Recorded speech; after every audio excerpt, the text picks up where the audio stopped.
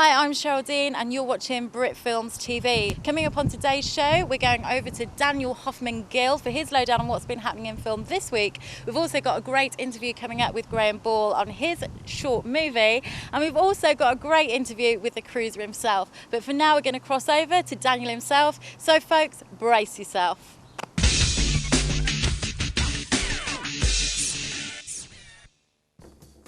Hello, I'm Daniel Hoffman-Gill, Lord of the Film. Welcome to my world of movie facts. Speed Racer. Richard Roundtree's in, but he may have to fight a monkey. Transgender plagiarist, the Wachowski brothers, are having a mental time on their new movie, Speed Racer. Richard Roundtree, known to us all as that bad mother, hush your mouth, well, I'm just talking about Shaft, joins the likes of Emile Hirsch as Speed Racer himself, no less, and Lost Goon Matthew Cox, playing poorly named bad guy, Racer X. Mr. Roundtree, who was diagnosed with breast cancer in 1993, no doubt making the breastless Larry Wachowski very jealous indeed, takes the role of former racer turned commentator Ben Burns. PETA, the People for the Ethical Treatment of Animals, are alleging that poor Chim Chim has been beaten on set, something that Warner Brothers are denying, but seems perfectly reasonable if the blighter is going around feasting on human flesh. Give him a clip round the ear, I say. Russell Crowe to marry Ridley Scott? Not really. But the Crowe-Scott loving continues unabated.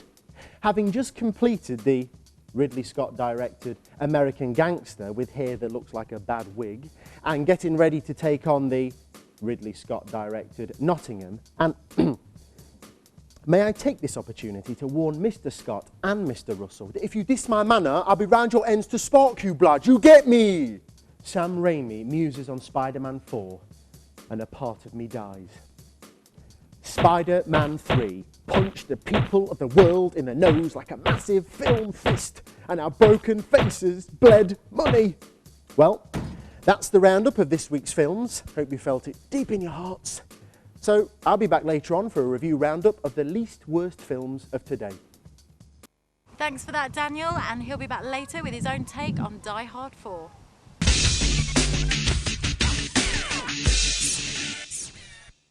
Okay, we're set in Ashfield. We're talking to Graham Ball about his short film 6 Foot 6. Hi Graham, welcome. Hello. Thank you. So 6 Foot 6, how did it come about? Well, it was done for a 24-hour film challenge which took place in London about 3 years ago, where basically you had to turn up in the morning, I think it was the Odeon Leicester Square. They gave you a title and a theme of the film, and you had to go away and shoot a movie and take it back to them for 11 o'clock Sunday morning in order for it to be eligible. And I think we actually did the photography of the film in about 3 hours. So what was the film? It's like three people all having different conversations. That's right, yeah, around the theme of revenge, and we tried to make them as humorous as possible. You got one about a guy who's out on a stag night and his mate takes revenge on him and leaves him in London for some affair he had with his mother years ago. Another one was about an ex-girlfriend getting revenge on a boyfriend for cheating on her. Another one was about a father getting revenge on the mother of the child that they got together because she basically cut him out of the child's life.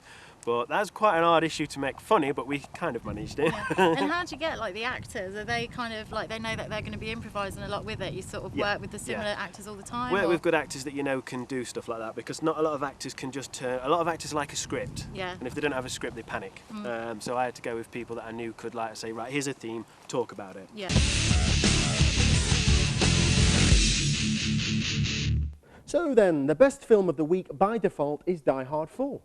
The coolest bold guy in Hollywood, just pipping Billy Zane, has returned to the 19-year-old series that put him at the top of the bold tree in the first place. Massive stunts, heavy gunfights, and McClane saying that line, one of the greatest action heroes of all time, has returned with a sequel that thankfully ticks every box.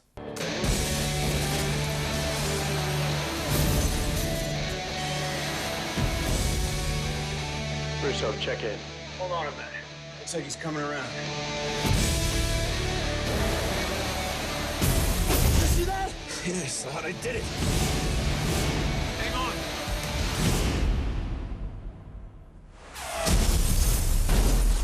Well, I'll be back next week with more film-based mind gas. See you then. cheers for that, Daniel. That looks like a movie definitely to look out for. Daniel will be back next week giving us the lowdown on new movie Transformers.